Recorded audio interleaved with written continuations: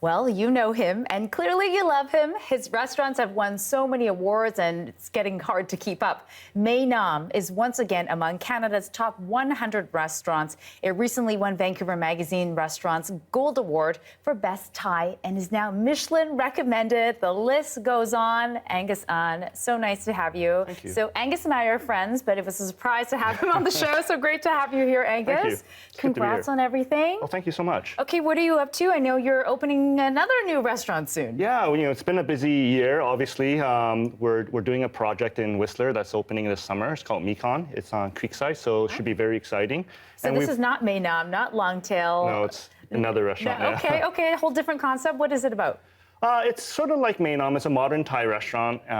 We just feel like there could be, better Asian offerings up in Whistler, so.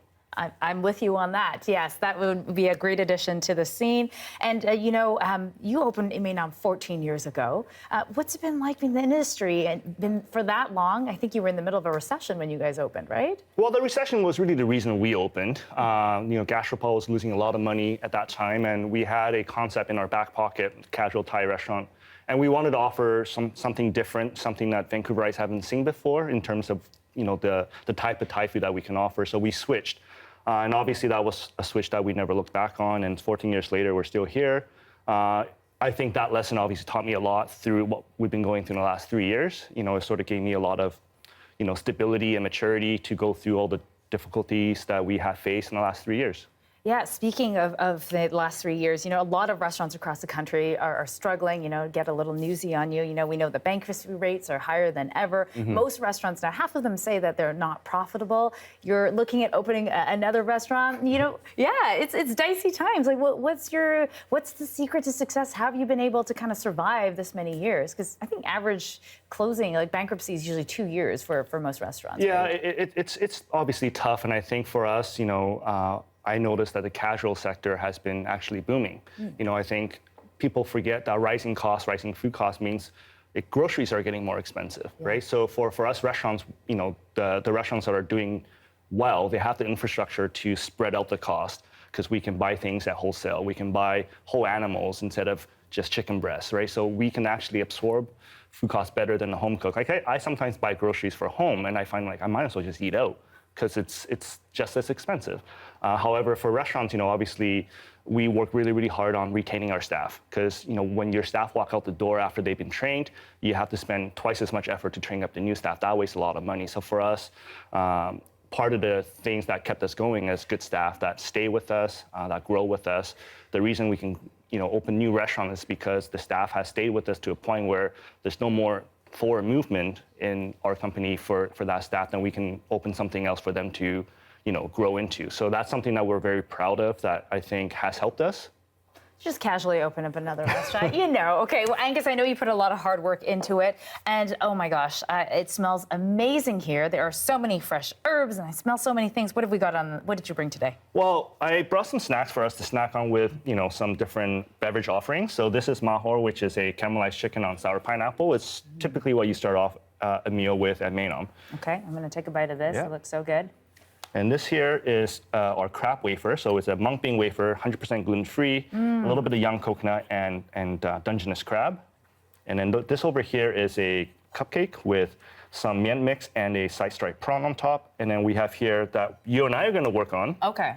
I love a cupcake that's got, fish eggs and prawns. That's how I like my cupcakes. This is a lobster mian that we're gonna mix. I'll do the mix, and I'm gonna get you the garnish. Okay. So I got some sliced shallots here. Okay. I have some cilantro and ginger and chilies. Gorgeous. We're gonna do all of that. Yep.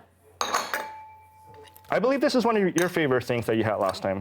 Oh, really? Yeah, and this here I ate is, so many things the last time I was at your restaurant. I don't really remember. Coconut and peanut, and this is pomelo. Okay. And this here is just lime dice for some acidity and pop. And then we're just going to toss, this is the caramelized palm sugar dressing. It's really thick, but it sort of binds everything together. Almost looks like molasses a bit. Yeah, I mean, that's the idea. You just want to stir it until it binds everything together. This is the mix, obviously, that's in our cookbook, Maenam, fresh approach to Thai cooking as well. So it's a very popular dish here. So we're going to put that. What leaf is this that we're looking at? It's a beetle leaf. Beetle leaf. So once I put the mix on, Leanne, I'm going to get you to put as much lobster on there as you like. Oh, as much lobster as I like. Okay, well. You know, And I don't then, want to overwhelm the beetle leaf, but I'll put a little bit on here. And then after that, I'm gonna get you to pop over in a can of caviar and garnish it with caviar, which is from our friend Roger Ma, RM Caviar. Oh, there we go. This is, yes, also a friend of mine, Raj. Thank you for supplying this. I can't get this open. Well, you have the key here. Oh, okay. So you gotta pop it open. See, I don't eat caviar all the time. I'm not that person, so I need You don't have a Angus's help fancy with opener? this. I don't. And then you can grab one of those spoons and garnish it. All right. Well, this is so decadent. Oh my goodness. Onto here, right? Yep. All right. See, I don't remember eating this at your restaurant, Angus. Well, there wasn't this much lobster and caviar. Restaurants, you know, ingredients are very expensive. Okay, all right, let's dump this on here. There you go. Okay, am I doing an okay job here? Yeah, it's not as pretty as it should be, but I think you're fine there. Yeah. All right, so I'm not gonna get a job at your restaurant. Good thing, I still got the We do have corporation good here. staff retention, so. And we offer benefits. Oh, okay, great. Those are things we want to hear about. So Okay, this that, looks and then you can dig into any of these with a selection of. Here we have the Riesling project, with a wine that my sommelier and I, Curtis Colt, made with a collaboration of Tantalus and Orfino. It's a really beautiful Riesling blend that we did just for our restaurants. And then here. And you're a big wine guy, right? So Yeah. this was special for I'm you. very proud of this. Yeah. I think this turned out great. And this is also very good. I'm also very proud of this. This is a collaboration with Brass Neck. You know, it's kind of funny that I went to Curtis one day and said, you know, I'm kind of bored with what beverages we've been serving. Can we just make something different, like something of our own? Yeah. He's like, okay. He took it within 2 weeks. We got Tantalus and Orfino willing to make a wine with us, and we have Brass Neck wanting to do a cool beer. So this is a jackfruit IPA. And what was the inspiration coming into both of these, you know, delicious liquors you're about to serve us at 10 a.m.? We have our patio, you know, and this is not something we had throughout the lifespan of Maenam. This is something new because of COVID. And, you know, after the last couple of years, I'm like, you know, this summer I want to have something cool. Like I want to have like our own beer. I want to have our own wine. Cheers. Cheers. And that was sort of what was the outcome. This is delicious. It's got a nice blend of the hops with the fruit. So there's something I that. love the fruit in there. It's so aromatic. Yum. Okay, all right, we have to try the food. I'm gonna take a big bite of this one. Okay. You put so much stuff on there, you can't even wrap it up. I know, I'm sorry, I was greedy. You know what? I'm not gonna say I was greedy. It was just a rookie move.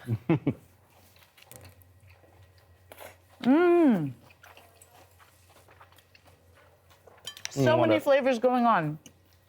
Wash it down with some wine. I was gonna say, I think the wine is the right pairing for this. All right, thank you so much, Angus, for being here. I'm gonna try and swallow that bite. Always lovely to have you here. Thank you.